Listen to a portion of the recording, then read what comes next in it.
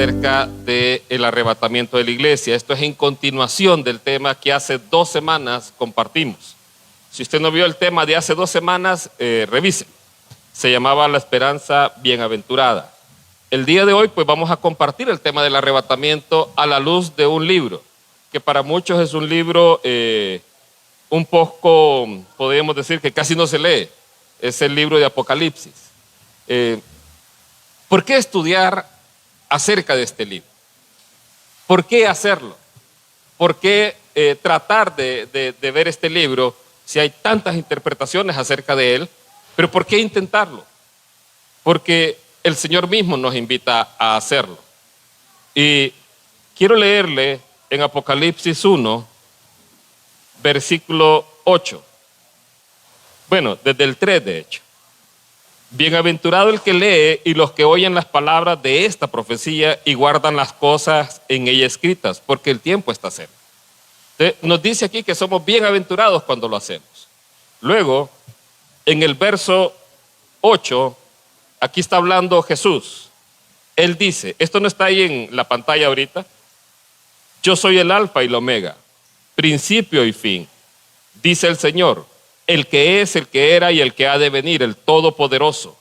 Último, escribe en un libro lo que ves y envíalo a las 7 iglesias que están en Asia, a Éfeso, Esmirna, Pérgamo, Tiatira, Sardis, Filadelfia y Laodicea. ¿Saben cuál era la idea de este libro? Que en todas las iglesias se leyera. Esa era la idea. Es un libro que fue enviado, una carta que fue enviada a todas las iglesias que estaban ahí en Asia Menor. Y en cada iglesia tenía que leerse todo el libro. Y es algo que muchas veces no nos percatamos de ello. Quiero terminar esta introducción con esta parte. Verso 12, Apocalipsis 1:12. Y me volví para ver la voz que hablaba conmigo. Y vuelto vi 7 candeleros de oro, y en medio de 7 candeleros a uno semejante al Hijo del Hombre, vestido de ropa que llegaba hasta los pies y ceñido por el pecho con un cinto de oro. Su cabeza y sus cabellos eran blancos como blanca lana, como nieve, sus ojos como llama de fuego, sus pies semejante al bronce bruñido, refulgente como un horno, y su voz como un estruendo de muchas aguas. Tenía en su diestra 7 estrellas, y de su boca salía una espada aguda de 2 filos, y su rostro era como el sol, cuando resplandece en su fuerza. Este es el inicio del libro de Apocalipsis, y es algo que el Señor nos dejó para que leyéramos, para que estudiáramos, para que cada uno de nosotros pudiera tratar ahí de encontrar el mensaje que Él trata de transmitirnos en estos pasajes. Nos insta a leerlo, nos insta a estudiarlo, nos da esperanza y nos anima. ¿Qué vamos a hablar hoy? Vamos a hablar acerca del arrebatamiento otra vez. Y explicamos el arrebatamiento, que va a ser un evento que va a ocurrir de un instante a otro. El instante o la forma en que va a ocurrir es en un abrir y cerrar de ojos. No sé qué se me hizo mi esposa. Es que ella me sirve para hacerme ojitos. Entonces, así como ella me hace ojitos, así va a ser el arrebatamiento. En un instante, ahí viene, ¿ve? Vaya, practique. En un abrir y cerrar de ojos, así va a ser el arrebatamiento. Mire, esto, como lo explicábamos hace 2 semanas, para muchos puede sonar a ficción, pero es la palabra de Dios. Y lo que va a ocurrir es con el poder de Dios.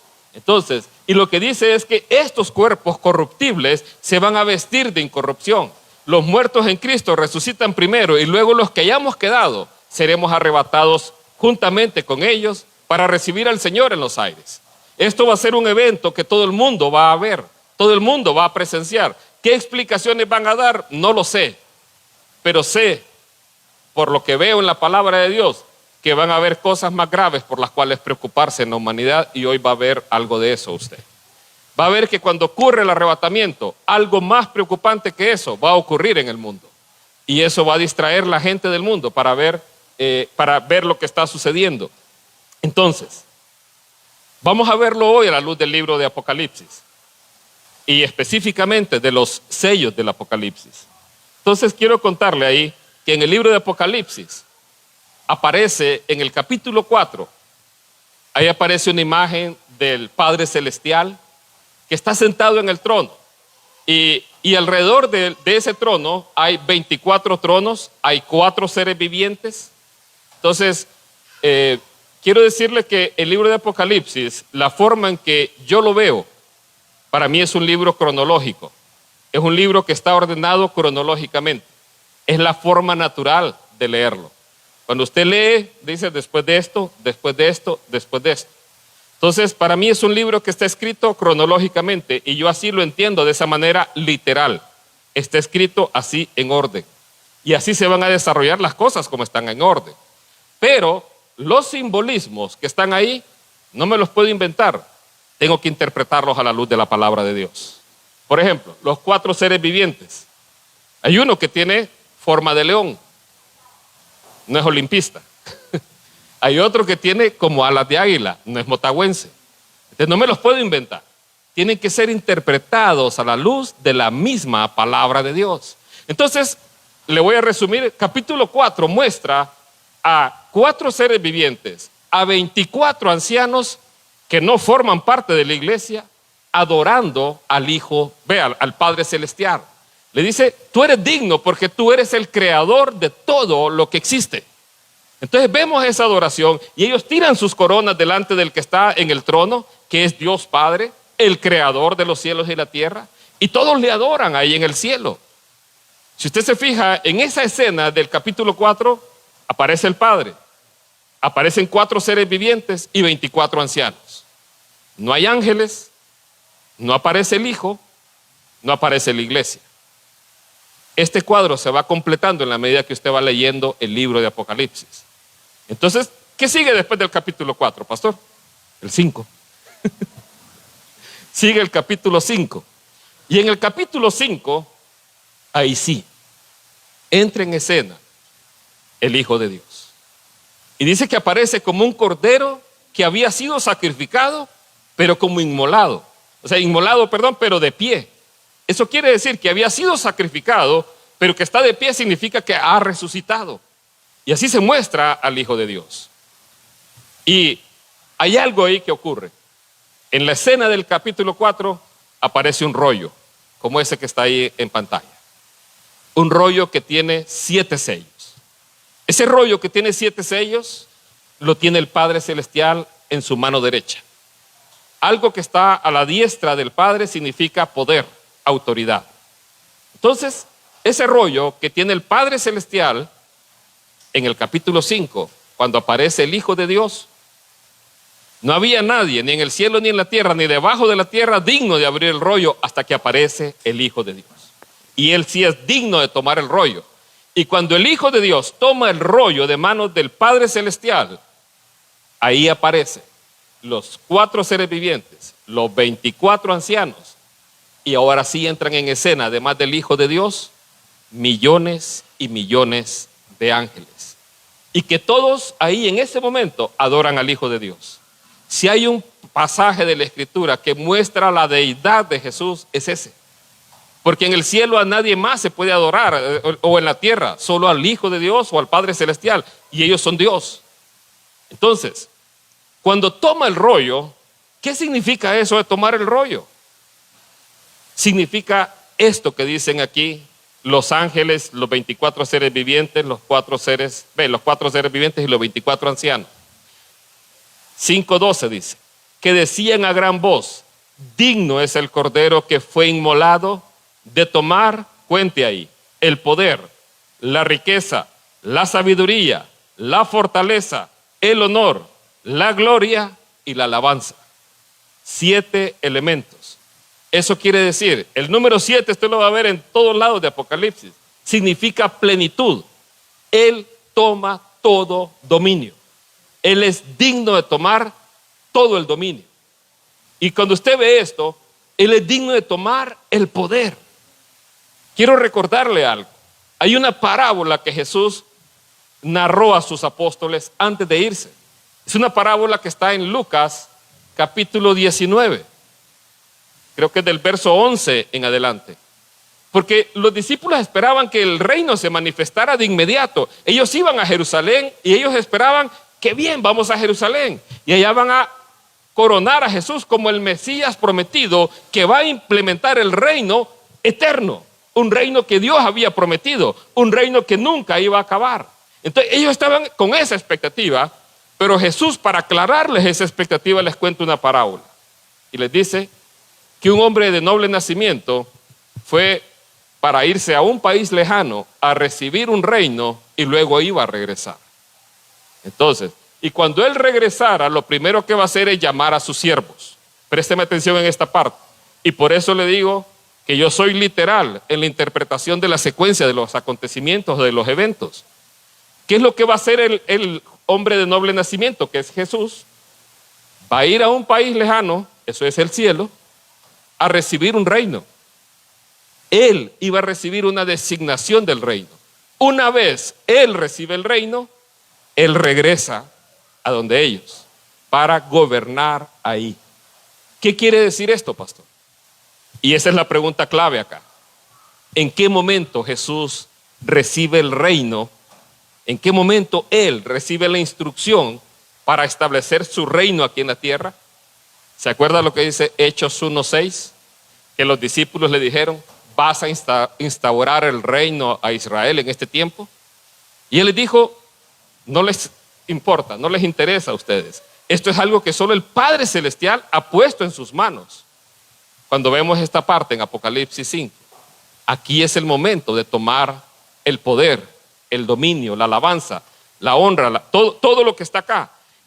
Aquí es el momento en donde él recibe esa instrucción de venir a instaurar el reino aquí a la tierra. Entonces, ¿qué decía la parábola? Decía que cuando él recibiera ese reino, él iba a regresar. Y al regresar, lo primero que va a hacer es llamar a sus siervos. ¿Quiénes son sus siervos? La iglesia. Entonces, ¿qué es lo que esperamos acá, amados hermanos? Después de esta introducción, lo que esperamos es ver en qué punto el Señor llama a su iglesia. Y de eso trata lo que vamos a estudiar hoy. Si usted ha estudiado el libro de Apocalipsis bajo otras interpretaciones, lo que va a escuchar hoy es un poco diferente. Y cuando él empieza a abrir los sellos, empiezan a ocurrir cosas aquí en la tierra.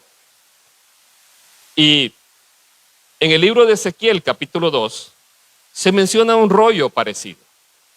Y ese rollo, en su interior, contenía endechas, que es lamentaciones también, y ayes. ¿Qué es un aye, pastor? Es cuando usted se golpea y dice ay. Entonces son ayes. Así dice la escritura, no lo digo yo. Entonces el primer ay pasó, dice, viene el segundo ay. Entonces cuando hay un sufrimiento, a eso se le dice un ay. Entonces dice Ezequiel que había un rollo escrito por dentro y por fuera, y por dentro y en el interior contenía lamentaciones, endechas y ayes. Cuando vemos y comparamos con Apocalipsis, es un rollo escrito por dentro y por fuera, y lo que entendemos que adentro están precisamente contenidas endechas, lamentaciones y ayes. ¿Qué quiere decir esto, pastor? Que cuando todo el rollo se abra, o sea, el séptimo sello se abra, lo que van a quedar al descubierto son endechas, lamentaciones y ayes. Eso quiere decir juicios sobre la humanidad. Quiero decirle algo. La promesa de Jesús para su iglesia es que Él nos libera o nos libra de la ira venidera. Él nos libra de la ira venidera. Eso va a ser en un instante así, en un abrir y cerrar de ojos. Dice que uno será tomado, otro será dejado. Y dice que va a ocurrir así tan rápidamente como ese instante. Usted en un momento a otro está aquí y va a estar en el cielo. Y allá la gloria del Señor lo va a llenar todo. Y allá ya no va a haber más llanto, más tristeza, más dolor. Allá todo eso se va a quitar. Ya no va a ocupar tomar una pastilla para dormir. De hecho, no sé si vamos a dormir allá, fíjense, pensando en eso. Creo que nunca vamos a dormir allá, porque no hay agotamiento. Entonces, es el interior del rollo el que contiene los juicios de Dios. Es lo que está adentro del rollo lo que contiene los juicios de Dios. No son los sellos. No son los sellos. Los sellos no contienen el juicio del tiempo de la ira de Dios, como lo va a ver usted mismo a continuación. Si usted considera que los sellos forman parte de los juicios de la ira de Dios, va a entrar en conflicto con varios pasajes que vamos a ver ahora. Entonces, ¿qué ocurre? Está el primer sello, cuando lo rompe el Señor Jesús, aparece un caballo blanco, un jinete en un caballo blanco. Para ese caballo blanco se han dado muchísimas interpretaciones. Hay algunas que dicen que es el Señor Jesucristo, pero no puede ser el Señor Jesucristo. El segundo dicen que es el anticristo. Pues tampoco creo que sea el anticristo. Sí creo que tiene relación con él, pero no creo que sea él. Entonces, ¿y quién es, pastor? Pues no lo sé, pero ya vamos a ver. Quiero mostrarle algo. Luego aparece un caballo color rojo o bermejo. Y este caballo, dice ahí la escritura, que se quitó la paz y que provocó que unos a otros se matasen en la tierra. O sea, un aumento de la violencia, un aumento de la guerra. Este pasaje es paralelo a Mateo 24, el principio de dolores. Eso lo vimos hace 2 semanas. Entonces, y usted, por eso le digo, usted no puede estudiar Apocalipsis sin estudiar otros libros de la Biblia. Para estudiar Apocalipsis tiene que estudiar todos los demás libros, porque tiene referencia a casi todos. Mire, aquí aparece guerra, violencia. ¿Qué tanto es la violencia que tenemos hoy en el mundo? Imagínense que hace un par de años atrás, y no sé cómo es ahora, pero hace un par de años atrás, Honduras tenía las 2 ciudades más peligrosas del mundo, Tegucigalpa y San Pedro Sula. No teníamos una tercera porque no es tan grande, pero es lamentable realmente. Sin estar en guerra, habían más fallecidos en este país que en países en conflictos. Entonces, la violencia es algo que se ve, o sea, de manera cruda ya ahora. Unos crímenes cada día más terribles. Entonces, cuando vemos el segundo caballo, ahora sí, consideremos qué significa el primero. Si el segundo, y esta es una posición que algunos dicen y yo comparto, si el segundo tiene que ver con algo que quita la paz, entonces el primero posiblemente significa algo que trató de instaurar la paz. Hace 2 semanas creo que leí este pasaje en 2 Tesalonicenses, creo que es, o en 1, que cuando digan paz y seguridad, entonces vendrá destrucción repentina. Desde 1948 hay una frase en el mundo completo: paz y seguridad. ¿Y quién la tiene? La ONU. Es su objetivo número 1. Pero desde que existe no ha logrado hacer eso. Hemos estado en guerra constantemente o en problemas. Tercer caballo aparece ahí en Apocalipsis. Esto los estoy pasando así de pasada porque no es el interés que tenemos para el día de hoy. El tercero habla de hambre y de crisis económica. Es un caballo negro. Cuando usted ve esto, piense, ¿cómo está el mundo de hoy en cuanto a este problema? El cambio climático está afectando las cosechas. En países se está causando sequía, en otros inundaciones, y a veces cambiamos. A veces en otro año hay sequía donde habían habido inundaciones y hay inundaciones donde había habido sequía. También algo que afecta la crisis económica es las guerras. La guerra de Ucrania puso en problemas al trigo en muchos países. Entonces, cuando vemos esto ocurre y está ocurriendo al día de hoy. Quiero decirle, le había dicho, ¿qué es la ira venidera? Quiero plantearle esa pregunta. ¿A qué se refiere Dios cuando habla de la ira venidera? Cuando Dios habla de la ira venidera, es el derramamiento de juicios de Dios de una manera sobrenatural. No por intervención humana, sino sobrenatural. Porque hoy vemos problemas que ocurren como el cambio climático que son producto del pecado del hombre. Eso no es el juicio divino. El juicio divino va a ser de manera sobrenatural y va a ser por intervención de Dios mismo, enviando ángeles para hacer muchas de las cosas que vienen. O sea que cuando usted ve algo, es el juicio de Dios. No, el juicio de Dios va a ser algo sobrenatural. Pero el juicio o situaciones como estas son la mano del hombre que las provoca. Cuarto sello. Un caballo pálido, creo que en algunas versiones dice verde, o no me acuerdo, o amarillo creo que dice. Y aquí habla de pestes, guerras, hambres, muerte en la cuarta parte de la tierra. Aquí ya pone un límite. Aquí ya se establece un rango de afectación. Aquí ya se dice que el efecto de estos jinetes o estos caballos va a estar afectando a 1/4 de la población de la tierra, ya sea con hambre, ya sea con guerra, ya sea con crisis económica, ya sea con pestes. La pregunta es, ¿estaremos llegando ya a ese 1/4 del valor de la tierra, de la población de la tierra, que esté siendo afectada de una u otra manera con estas plagas, con estas situaciones? Eso es algo que tal vez solamente Dios puede saber. Pero cada día estas cosas van en aumento. Cada día se nota más el incremento de esto.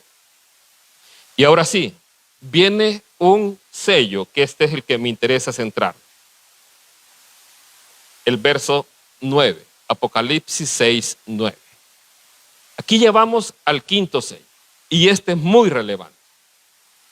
Dice así: cuando abrió el 5.º sello, vi debajo del altar las almas de los que habían sido asesinados por causa de la palabra de Dios y por causa del testimonio que tenían. Y clamaban a gran voz diciendo: ¿hasta cuándo, soberano Señor, santo y verdadero, no juzgas y vengas nuestra sangre de los que moran en la tierra? Aquí el apóstol Juan tiene una visión ahí y ve almas. Yo no sé cómo se mira un alma. No sé cómo es la imagen de un alma. Entonces, pero él dice que vio almas en el altar. No habla que son personas con cuerpos. Dice que son almas. Y estas almas estaban haciendo algo. ¿Qué es lo que hacen estas almas? Están clamando para que Dios actúe. Y le piden a Dios: ¿hasta cuándo, Señor soberano? ¿Hasta cuándo, soberano Señor, santo y verdadero, no juzgas y vengas nuestra sangre? Ellos están clamando por justicia. Ellos están clamando para que Dios, en este caso, derrame los juicios sobre la humanidad. Esta es una de las razones por las cuales los sellos no representan para mí los juicios divinos del tiempo de la ira. ¿Por qué? Porque ¿contra quién es este juicio? Si dijéramos los sellos significan los juicios de Dios, Dios está aquí juzgando a sus hijos. No tiene sentido. Porque aquí quien está siendo asesinado son creyentes en Cristo. Entonces, por eso los sellos no pueden representar los juicios de Dios del tiempo de la ira. Si no, estaríamos diciendo que Dios está juzgando a sus hijos y los está ahí asesinando. A este punto, entonces, más bien la pregunta que ellos hacen nos da claridad de que aquí Dios todavía no ha juzgado a la humanidad. Quiero que note la última frase que dice ahí: no juzgas y vengas nuestra sangre de los que moran en la tierra. Esa frase, los que moran en la tierra, tiene un significado muy particular. Y en todo el libro de Apocalipsis se refiere a personas no creyentes. Quiero recordarle algo. La promesa de Dios es que Él nos libra de la ira venidera. Pero esa promesa se va a cumplir solo en aquellas personas que realmente han nacido de nuevo. Ese día va a ser ahí la separación, Dios, entre los creyentes verdaderos y los que no lo son, lastimosamente. ¿Se acuerda que hace unos días hablamos acerca de la parábola de las 10 vírgenes? Habían 5 vírgenes que eran prudentes y otras 5 que eran insensatas. Ahora, si usted recuerda esa parábola, ¿cuántas de las 10 vírgenes esperaban el retorno de Jesús? ¿Las 10? Las 10 lo esperaban. O sea que habían 5 de ellas, y ahí lo dice la Escritura, que tomaron aceite en su lámpara y las otras no. Pero si todas estaban esperando a Jesús, quiere decir que había un conocimiento en ellas intelectual, pero no había un nuevo nacimiento. Y esa situación va a ser terrible en ese día. En ese día que algunos partamos a la presencia del Señor y otros se queden, va a ser doloroso para las personas que se queden, porque van a entender que el Señor vino. La próxima semana vamos a ver otro tema con respecto al arrebatamiento, porque hubo una iglesia que creía y les habían metido temor con eso. Entonces, y es tal vez el arrebatamiento, y no sé cómo le vamos a llamar, y el anticristo. Les dije que vamos a desarrollar una serie así completa. Creo que está otro de la semana 70, está otro, el arrebatamiento y la suegra. Ese va a estar entretenido. Pero quiero decirle Jesús viene por su iglesia. Una iglesia sin mancha y sin arruga. Ahora, cuando habla sin mancha y sin arruga, no quiere decir que usted no sea, que usted sea perfecto. No, todos estamos en un proceso de santificación. Pero lo que lo hace a usted perfecto a los ojos de Dios es haber aceptado a Cristo como Señor de su vida y que el Espíritu Santo haya venido a morar a usted, y entonces así Dios Jesús lo presenta a usted perfecto para siempre delante de Dios. Así es, perfecto para siempre. No importa que usted siga usando la camisa del Olimpia, delante de Dios usted es perfecto para siempre. Se puede arrepentir hoy aquí si quiere. Podemos orar. Princesa. Entonces, en este quinto sello, y este es uno de los puntos que considero, aquí vemos que hay persecución para la iglesia. Y esta persecución es antes de los juicios de Dios. El libro de Apocalipsis relata dos persecuciones. Una está aquí en este quinto sello y otra está en el capítulo 13. Cuando el anticristo, y tal vez lo toque la otra semana, tal vez lo toquemos. Aunque no es mi intención, como le digo, porque hablar de lo que va a pasar para los que se queden, bueno, si algunos de aquí, ¿cuántos planean quedarse? Entonces ahí podemos profundizar en el tema. Entonces, esta es una persecución que va a ocurrir antes de que los juicios de Dios se derramen sobre la humanidad. Antes del tiempo de la ira. Ya lo vamos a demostrar para que usted lo vea claramente. Lo que pasa es que hay que entenderlo literalmente, como dice la Escritura. Entonces aquí le preguntan, ¿hasta cuándo, Señor? ¿Sabe cuál es la respuesta que Dios les dice? La dice en el versículo 11. Y a cada uno le fue dado una túnica blanca. Esto habla de la santidad. Y les fue dicho, vea lo que les dice, que descansen aún un poco de tiempo. Todavía tienen que descansar un poco de tiempo. Hasta que se completara el número de sus consiervos, el de sus hermanos, que debían ser asesinados también como ellos. ¿Qué le da a entender esto? Dios tiene algún número determinado de personas que van a ser martirizadas. Hay un número de personas, de creyentes, que va a ocurrir esto. Mire, en el día del cumpleaños de Susan, 13 de junio, y lo tengo recordado porque fue el cumpleaños de Susan. Ya le conté esto. En Nigeria, en un edificio, 218 cristianos los metieron ahí y les metieron fuego. En un día. Y así, cada día está sucediendo esto en África, en Asia, y aquí no nos damos cuenta. Los cristianos hoy están siendo asesinados en el mundo. Más que cualquier otro grupo pequeño, podríamos decir, porque los cristianos no son un grupo pequeño. Ellos están siendo asesinados y no aparece en las noticias de ningún medio. Y el principal método de asesinato es ese que aparece ahí. Los decapitan, los musulmanes, por su fe en Cristo Jesús. Ya hay países, hay una publicación de los 50 países donde la persecución es alta. Y en esos 50 países ya están apareciendo países latinoamericanos. Aparece México, Venezuela, si no me equivoco, Colombia, Nicaragua. Ya están apareciendo en esa lista de los países donde hay más violencia contra los cristianos. En el 2015, uno de cada 12 cristianos recibía persecución a nivel alto. Al 2025 es uno de cada 7. ¿A qué nivel va a llegar? Dios lo dice ahí. Dios dice hasta que se complete un número como el que Él tiene previsto. Quiero decirle algo más. Hay algo que atrae la justicia divina. Usted lo puede leer en Salmo 18, en 2 Samuel 22. Ahí habla el rey David. Cuando él era perseguido, él dice que clamó al Señor y retumbó la tierra. El cielo se estremeció y que Dios descendió en nubarrones y que desde lo alto él extendió su mano para sacarlo y levantarlo y llevarlo a un lugar espacioso. Cuando yo leo ese salmo, cuando veo eso, y David se estaba refiriendo a la persecución que el rey Saúl hacía. ¿Qué tiene que ver Saúl con todo eso? De que Dios va a descender en nubarrones, va a sacarlo de ahí de donde está y llevarlo a otro lugar. Cuando yo veo eso, para mí eso está narrando casi que el rapto de la iglesia. Aquí, lo que les dice Dios es que falta un tiempo pequeño, y ese tiempo pequeño los ingenieros me van a entender. Dice un tiempo micro. Eso es lo que él dice ahí en este pasaje. En el griego dice la palabra micro. Entonces, esto va a pasar, iglesia. No sé a qué punto va a llegar Honduras, pero no nos extrañe que esto pueda ocurrir.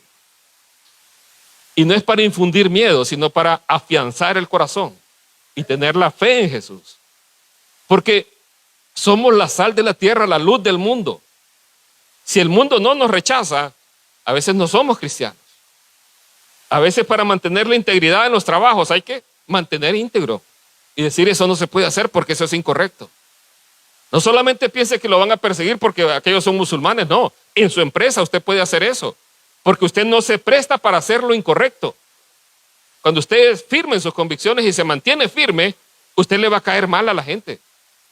Entonces, aquí aparece este sello, es el quinto sello.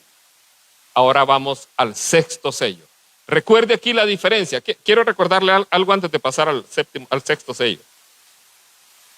Algo que atrae la justicia divina es el clamor de sus hijos.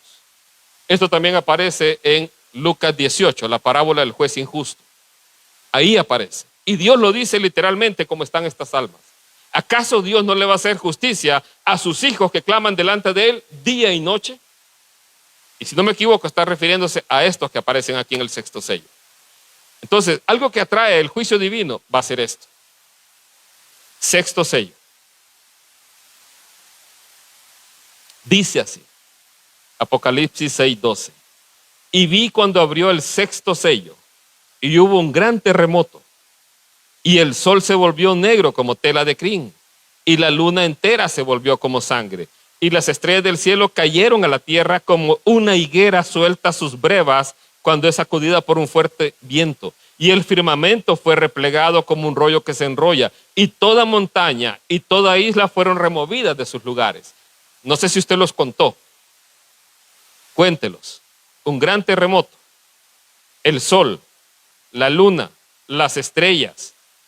De ahí el firmamento replegado, toda montaña y toda isla. 7. Otra vez. La conmoción va a ser a nivel de todos los elementos que existen en el universo. Así va a ser. Ahora, una pregunta que surge aquí es, ¿eso que está ahí es literal o es simbólico? Y aquí es donde vienen de las dificultades de Apocalipsis. O sea, esto que está diciendo aquí es literal o es simbólico en este momento. Porque vea la última parte. Toda montaña y toda isla fueron removidas de sus lugares. Si eso fuera literal en este momento, prácticamente no quedaría humanidad. ¿Cómo lo entiendo yo esto? Lo entiendo como que es algo que va a ocurrir en todo lo que se conoce como el día del Señor. Y esto no hay chance para hacerlo, pero en otro momento, algún día, Susan me dice, deberíamos de hacer un par de días ahí explicando Apocalipsis, pero la vez pasada nos estuvimos un año. Entonces por eso no quiero otra vez. Pero en este punto, este lenguaje que está aquí es un lenguaje simbólico. Le voy a poner un ejemplo de esto, histórico. Isaías 13. Usted lo puede leer en su casa. Isaías 13 utiliza este mismo lenguaje. Dios usa este mismo lenguaje. ¿Y qué es lo que dice Dios en ese lenguaje que usó en Isaías 13? Que iba a juzgar a Babilonia y que iba a traer a los medos para destruir al imperio de Babilonia. Entonces, ¿qué significa este lenguaje, pastor? Si es simbólico, significa que la ira de Dios va a venir, que el juicio de Dios va a ser derramado. Está anticipando esto. Usted lo recuerda en Hechos, capítulo 2, cuando el apóstol Pedro se paró y dijo que el sol se oscurecerá y la luna no dará su resplandor antes de que venga el día del Señor, grande y terrible. Entonces, este lenguaje aquí está anticipando esto. está anticipando precisamente eso. ¿Y cómo puede demostrarlo, pastor? Siga leyendo. Si usted sigue leyendo, se va a encontrar con esto. Otra vez cuente. Y los reyes de la tierra, y los príncipes, y los tribunos, y los ricos, y los poderosos, y todo siervo, y todo libre, se escondieron en las cuevas y entre las peñas de las montañas. ¿Cuántas personas son? ¿Cuántos tipos de personas son? 7. Va a afectar a toda la humanidad. Lo que viene de parte de Dios va a afectar a todo el mundo. No va a haber quien escape, ni en las cuevas, ni en las peñas. ¿Se ha fijado cómo construyen búnkers los seres humanos para protegerse del fin del mundo? Ahorita que estaba todo este tema de la guerra Irán, Israel, Estados Unidos, no va a haber lugar donde escapar de la ira de Dios. No va a haber lugar en la tierra. Si usted pensaba construir un pozo de Malacate para cubrirse ahí, no va a haber lugar. Lo mejor es acepte al Señor. La única manera de escapar de la ira de Dios es por el sacrificio de Cristo Jesús por cada uno de nosotros. Es la única manera. La gente, con todo lo que va a venir hacia adelante, va a tener temor. Porque tenemos tecnología para anticipar lo que va a venir. Cuando ahí la Biblia dice, va a caer un asteroide y que va a caer precisamente, como dice, en las fuentes de las aguas para amargar el agua y que los que beban de esa agua se envenenen. Ver venir un asteroide es algo que el mundo entero tiene hoy la tecnología para poder verlo, pero no tiene la manera para poder detenerlo todavía. O sea que la gente va a poder ver esas cosas. Y cuando yo veo lo que viene hacia adelante y que puedan anticipar lo que viene y no poder hacer nada, la gente va a querer esconderse, va a querer buscar dónde refugiarse y no va a haber manera alguna. De hecho, hoy va a haber solo la primera de esas señales que le digo. Entonces, aquí decían, verso 16, y dijeron a las montañas y a las peñas, caed sobre nosotros y escondernos del rostro del que está sentado en el trono y de la ira del Cordero. Aquí hay otra parte, y es que aunque la persona muera como quieren morir acá, creen que esa va a ser la salida para escapar de la ira de Dios. Y se equivocan. Porque alguna gente puede creer, como algunos creen, que cuando alguien muere el alma se destruye. No, el alma no se destruye, sino que aún esa persona pecadora va a resucitar, pero para ser condenada para siempre. La única manera de satisfacer la justicia divina fue pagada en la cruz del Calvario hace 2000 años. Y esa la pagó Cristo Jesús, con un sacrificio perfecto. Y cuando usted acepta ese sacrificio perfecto, el Espíritu Santo viene a morar a su corazón y a usted le hace una nueva criatura. Es la única manera de escapar de todo esto. Le voy a recordar un pasaje que leímos precisamente hace 2 semanas y le recomiendo que vea todo ese estudio. En Lucas 21, versículo 28, decía que cuando empezáramos a ver todas esas cosas, levantáramos nuestra cabeza, porque tenemos que tener certeza de que nuestra redención está cerca. Y más adelante dice en el verso 36 que seamos tenidos por dignos de escapar de las cosas que van a venir y de estar de pie delante del Hijo de Dios. Entonces, ve acá. Aquí ellos claman. ¿Y por qué le decía que todo este lenguaje significa eso? Ve el verso 17. Porque ha venido ya el gran día de la ira de ellos. ¿Y quién puede mantenerse en pie? Cuando ve ese lenguaje, lo que está representando es que la ira de Dios ha venido. La ira de Dios está llegando. La ira de Dios va a comenzar. Tengo que explicarle algo. Y no sé si usted lo había notado. Si no, se lo dejo de tarea. Génesis 18 y Génesis 19. Lea usted ahí la historia de Lot. Y pregúntese esto. ¿En qué momento Dios saca a Lot? ¿Lo sacó antes de que él decidiera destruir la ciudad o después de que decidió destruirla? Lo sacó después. Primero Dios decide destruir la ciudad Y entonces el paso lógico, como ya el juicio está determinado, saquemos a Lot. Saca a Lot y hasta que Lot llega a un lugar seguro, manda fuego del cielo. Pero Dios no sacó a Lot mientras no había tomado la decisión de destruir la ciudad. Génesis 18 y Génesis 19, lea. ¿En qué momento Dios toma la decisión de destruir la ciudad? En el tiempo de Lot. Si usted se fija, los ángeles llegan a la casa de Lot. Y hasta ese momento todo iba bien. Pero hasta cuando los hombres quieren ejercer violencia sobre el justo Lot, y lo llamo justo porque así lo llama la palabra de Dios en segunda de Pedro, hasta que él recibe violencia por parte de los moradores de aquella ciudad, es que Dios decide destruir la ciudad. Entonces entienda bien esto. Dios no va a destruir, Dios mientras no tome la decisión de traer el juicio, Dios no va a sacar a la iglesia. Hasta que Él toma la decisión de que el juicio viene, el siguiente paso lógico, antes de que los juicios comiencen, ¿qué es?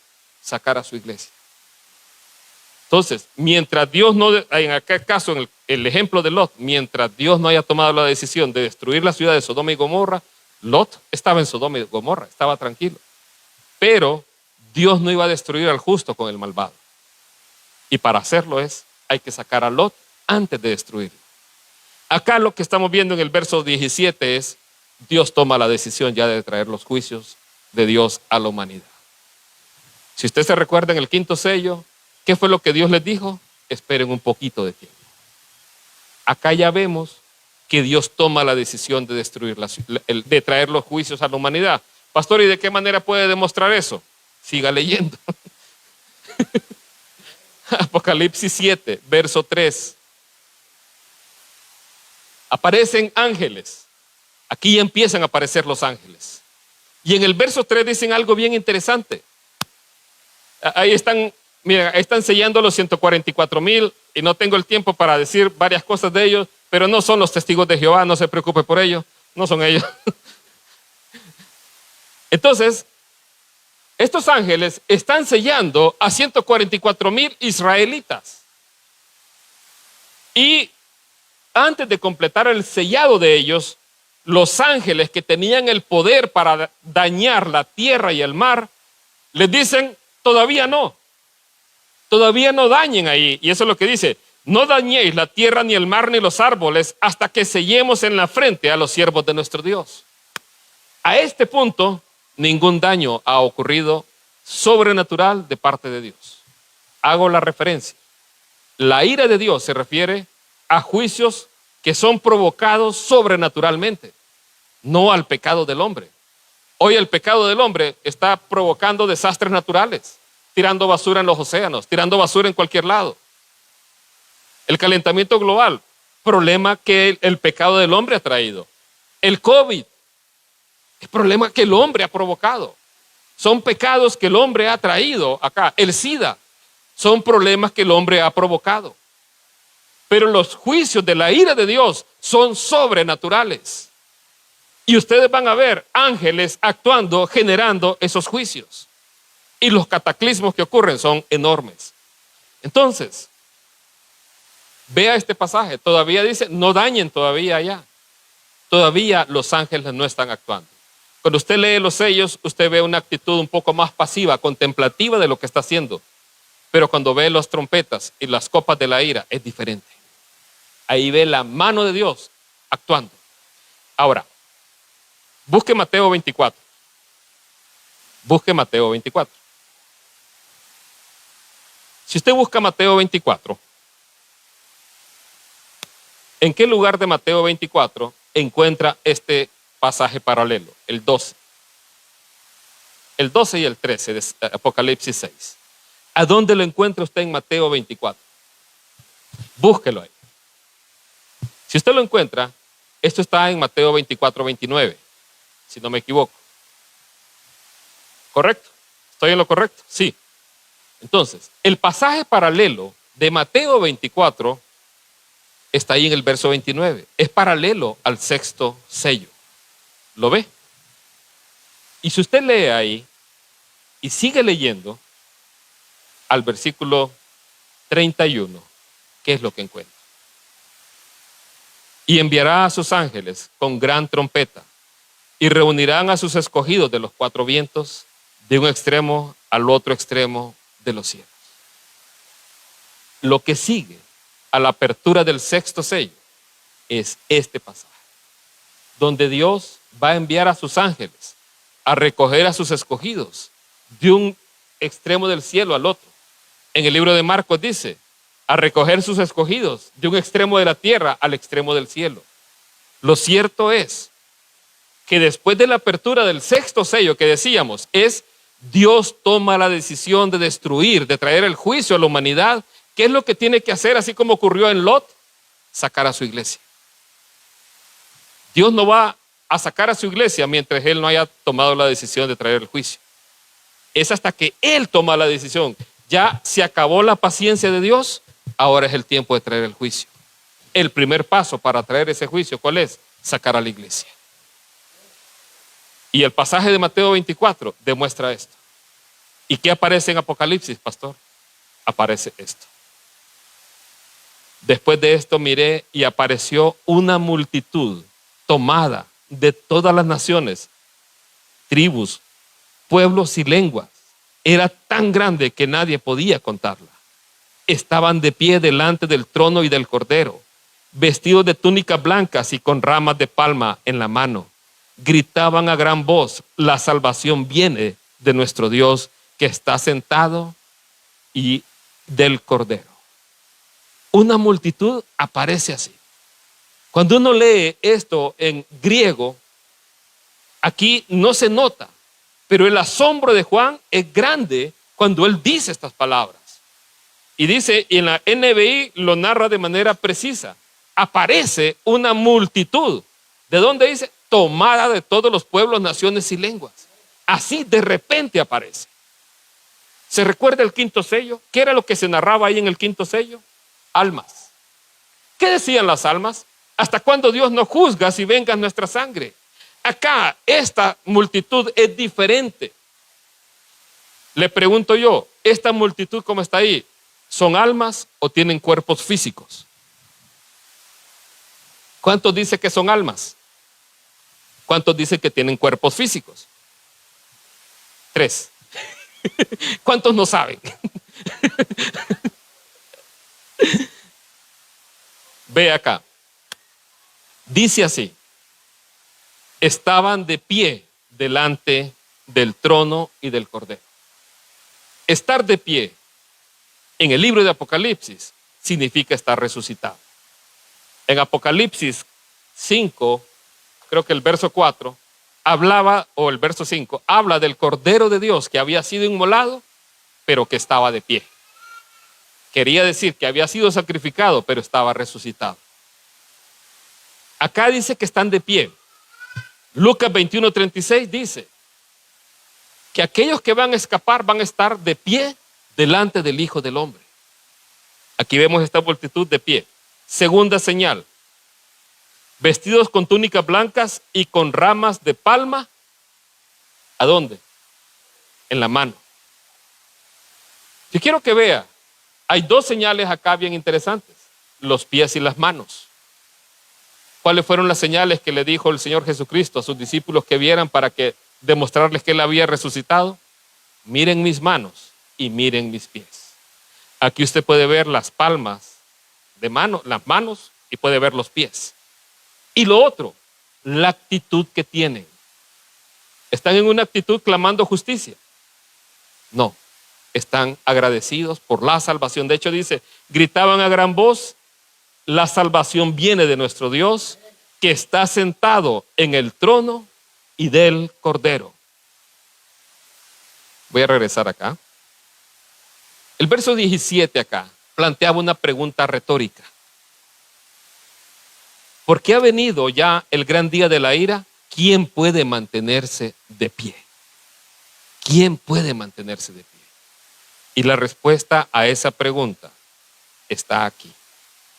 Los que pueden mantenerse de pie es porque la salvación de ellos provino de Dios mismo. No por mérito humano, no por obras humanas, sino la salvación viene por la mano poderosa de de Dios. Quiero que vea algo más. Verso 13. Estas son de esas preguntas que cuando uno hace la pregunta uno ya sabe la respuesta, ¿verdad? Así un anciano le pregunta a Juan. Entonces uno de los ancianos me preguntó, estos que están vestidos de blanco, ¿quiénes son y de dónde vienen? Imagínate, le pregunta a Juan, él ya sabe la respuesta. Pero le planteó la pregunta para que nosotros entendiéramos quiénes son. Eso usted lo sabe, mi señor, respondí. Él me dijo, aquellos son los que están saliendo de la gran tribulación. Han lavado y blanqueado sus túnicas en la sangre del Cordero. Entonces, le decía yo, Dios toma la decisión de traer el juicio a la humanidad y en ese punto, lo primero que hay que hacer es sacar a la iglesia. Saca a la iglesia. Y de acuerdo a lo que vemos en la historia de Lot, el día que Lot llegó al lugar donde iba a estar a salvo, cayó fuego del cielo. Acá viene ya el período de lo que es la gran tribulación. Porque el primer cataclismo es tan grande, que ahorita lo va a ver usted, que realmente es algo horrendo lo que va a ocurrir aquí en la tierra. Solo con el primero de ellos es algo enorme realmente, de proporciones que no nos imaginamos. Entonces, y aquí ellos han salido de ese proceso de lo que va a ser la gran tribulación sin pasar por ella, porque lavaron y blanquearon sus túnicas con la sangre del Cordero. Y otra vez quiero insistir con esto, amada iglesia. Ese día, a la iglesia de Sardis, se le dijo, vela, porque si no vendré a ti como ladrón por la noche. El día que tú no lo sabes, yo vendré. ¿Qué significa eso, pastor? ¿Será que tenemos que mantenernos despiertos todo el día con insomnio, velando, esperando a que Él venga? No. El velar se refiere a que usted tiene que ser un hijo de Dios. Hay conceptos equivocados de lo que es ser un hijo de Dios. Alguien cree que ser hijo de Dios es venir a la iglesia, es cargar una Biblia, es cantar coritos. Eso no lo hace hijo de Dios. Lo que lo hace a usted hijo de Dios es nacer de nuevo. Y eso es algo que es una actitud en su corazón para con Dios. Una actitud en donde usted se arrepiente por la vida que usted está llevando o que ha llevado. Y no importa el tiempo que esté en una iglesia, porque el mensaje precisamente de Sardes es un mensaje a una iglesia. O sea que no importa el tiempo que esté en una iglesia. Si usted no ha nacido de nuevo, créame, y por eso insto sobre este pasaje y sobre este mensaje. Solo aquellos que han lavado y blanqueado sus ropas en la sangre del Cordero son los que son hijos de Dios. Se requiere nacer de nuevo, le dijo Nicodemo, le preguntó Nicodemo, ¿qué debo hacer para heredar el reino de Dios? Debes nacer de nuevo. Se lo dijo a un hombre moralmente bueno. Un hombre correcto, religioso, es necesario nacer de nuevo. Tengo que instar en esto, iglesia, porque mi deber es que realmente no quiero que ninguno se quede. El Señor dice que Él no quiere que ninguno perezca. No tengamos el tiempo que Él ha dado por tardanza, porque Él es paciente para con nosotros, no queriendo que ninguno se pierda, sino que todos procedan al arrepentimiento. Todos. Si hay algo en su corazón que no está bien, es tiempo de arrepentirse, amada iglesia. Si hay algo que usted no le ha rendido al Señor, si usted no le ha rendido completamente, totalmente su vida al Señor, es tiempo de arrepentirse. Si hay algo que estos pasajes nos enseñan es, Cristo viene pronto y tenemos que estar preparados. El corazón de cada uno tiene que estar afianzado. Y aquí, el nacer de nuevo no es por una imposición de manos del pastor, no es por ayuno y oración de otra persona, es una decisión en su corazón de rendirle totalmente su vida a Él. ¿Qué más sigue diciendo aquí? Verso 16. Tomen nota de esto. Ya no sufrirán hambre, ni sed, no los abatirá el sol, ni ningún calor abrasador. Cuando yo leo eso, pienso, son de los males que en ese tiempo se van a estar viviendo en la tierra. Hambre, sed, calor abrasador. No sé, o sea, cada vez se parece más, ¿verdad? Nuestro mundo a todo esto. Porque el Cordero que está en el trono los pastoreará y los guiará a fuentes de agua viva. Y Dios les enjugará toda lágrima de sus ojos. Miren, un instante vamos a partir de esta tierra. Cuando yo veo todas estas señales, para mí la venida del Señor está muy cerca. Está tan cerca que, no sé, en cualquier momento Él puede venir. ¿Qué va a pasar ese día aquí en la tierra? Bien, quiero decirle algo. Lucas 17. Otra vez anótelo para que le quede de tarea, si no vuelva a repasar este mensaje. En Lucas 17 el Señor compara su venida como con los tiempos de Noé y los tiempos de Lot, que comían, bebían, se casaban, se daban en casamiento, vendían, compraban, edificaban. ¿Qué tiene de malo todo eso? Bueno, además del hermano que dijo la otra vez que en un estanco se bebe, ¿se acuerdan? No, no sé si está aquí. Pero comer, beber, que no sea en un estanco, plantar, edificar, casarse, darse en casamiento, no tiene nada de malo intrínsecamente en él o en ello. Lo malo es vivir una vida solo en eso, olvidándonos de Dios. Una vida de indiferencia al llamado de Dios. Y dice que así fue el tiempo antes de Noé. Literalmente, se lo voy a decir, como fue en los días de Noé, antes del diluvio, así será los días en que el Hijo del Hombre venga. Una generación dedicada a su propia vida personal, independiente de Dios y que no me interesa nada de Dios. Y a pesar de que estén haciendo cosas que intrínsecamente no sean malas, así como andar matando, robando o haciendo otras cosas, no es que estoy estudiando, no es que estoy trabajando, no es que mi carrera profesional, pastor, viera. No, es que tengo que casarme, pastor. Es que mis negocios, no hay nada de malo intrínsecamente en eso. El asunto es dónde está mi corazón. Donde esté su tesoro, ahí está su corazón. ¿Tener novio es pecado, pastor? Depende. Si eso lo aleja de Dios, es pecado. ¿Casarse, pastor, es pecado? No, no es pecado. De hecho, quien hay esposa, hay el bien. Encuentra suegra también. Entonces, le advierto. No, hoy no vino mi suegra, por eso hoy estoy desatado. Desatado. Ni le cuenten. Pero, entonces decía Dios, Jesús decía, así como fue en los días de Noé, así será en los días del Hijo del Hombre. Pero luego hace un cambio y dice, así también fue en los días de Lot, comían, plantaban y todo eso. Pero el día que Lot salió de Sodoma, llovió fuego del cielo. Así será el día que el Hijo del Hombre sea manifestado. Cuando yo veo eso, hizo una diferencia entre Noé y Lot. En Noé se refirió a los días antes de Noé, pero en Lot se refirió al día que Lot salió. Aquí vemos a la iglesia llegando al cielo. Si es cierto eso así, lo que deberíamos de ver a continuación es que fuego cae del cielo. Y entonces quiero que siga leyendo. Apocalipsis 8. ¿Qué es lo que sigue después de Apocalipsis 7? Bien.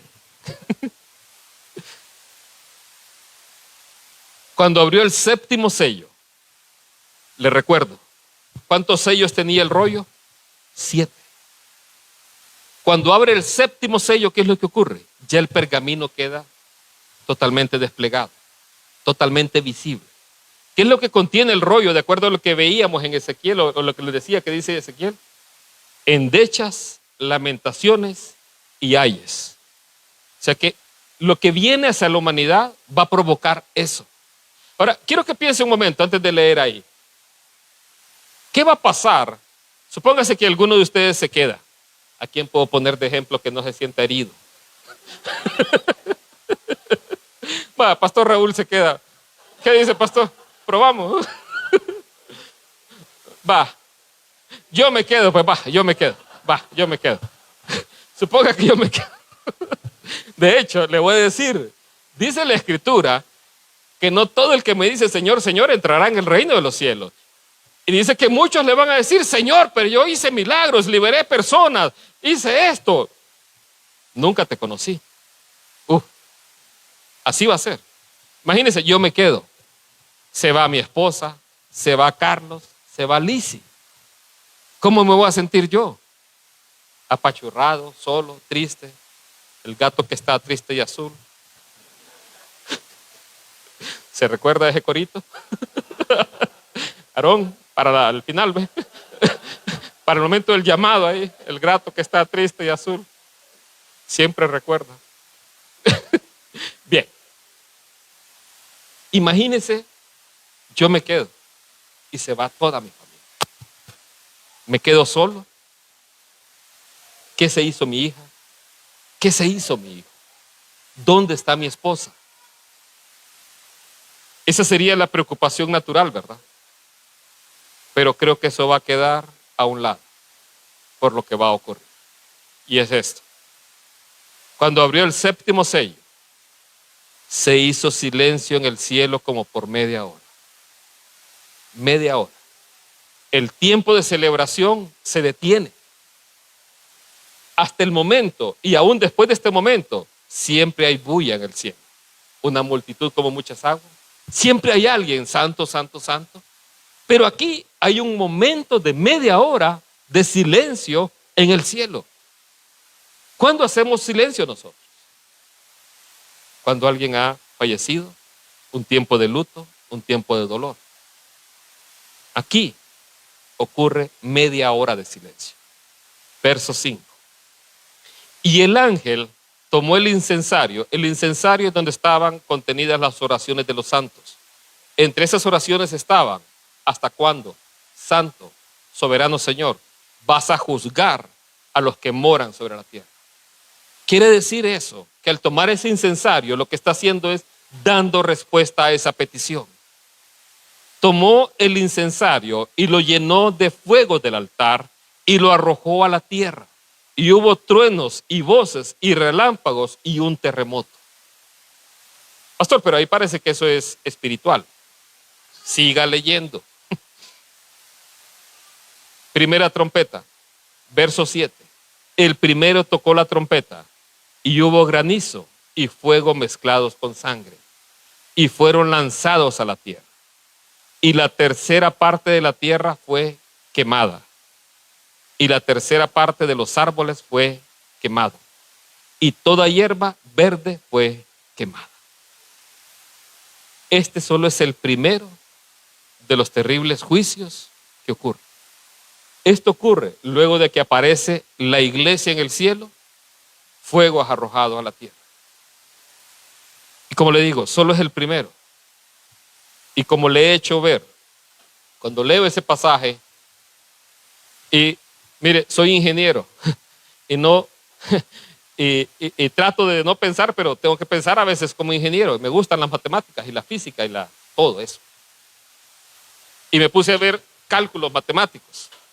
Curiosamente, hay un continente que es la tercera parte de los continentes de la Tierra. Está separado por el océano Atlántico de todo lo que es Europa y África, y está separado por el océano Pacífico de todo lo que es Asia y Australia. Es América. América es el continente donde hay mayor libertad religiosa hoy. Es donde hay la mayor cantidad de cristianos hoy. Es de donde se esperaría que la mayor cantidad de gente sea arrebatada también. Pero también el juicio de Dios comienza en casa. Y si aquí, en este continente, está eso, eso podría implicar eso acá, en este primer juicio. Solo es el primero de todos los que vienen. A este ni siquiera se le llama un ay. El ay viene más adelante con la quinta trompeta. El primer ay viene con la quinta trompeta. Imagínense lo terrible que van a ser. Tal vez toque algo de eso la otra semana, como les digo, por si alguien se queda, va a saber qué hacer.